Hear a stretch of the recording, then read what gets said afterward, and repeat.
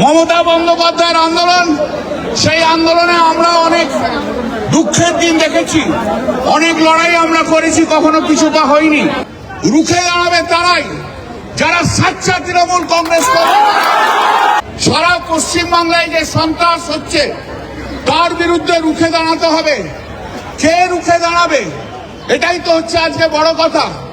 রুখে দাঁড়াবে তারাই যারা সাচ্চা তৃণমূল কংগ্রেস করে।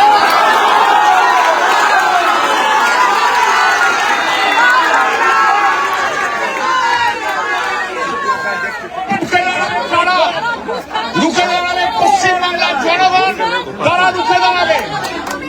যে তৃণমূল কংগ্রেসের নেতারা এতদিন ধরে ভীষণ চর্বি জমিয়েছে, যারা অনেক কিছু কথা বলেছে, তারা রাস্তায় নামতে সাহস পাবে না।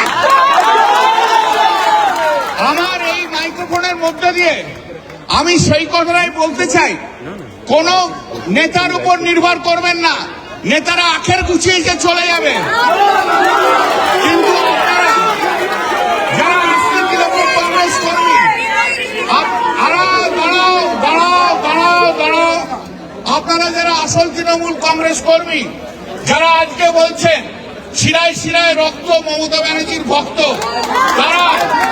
তারা কোন নেতার কথা শুনে নয়, আপনারা যে যেখানে আছেন সেইখানেই ঝাঁপিয়ে পড়বেন। নেতারা আখের ঘোচানোর জন্য চলে গেছে, চলে যেতে দিন।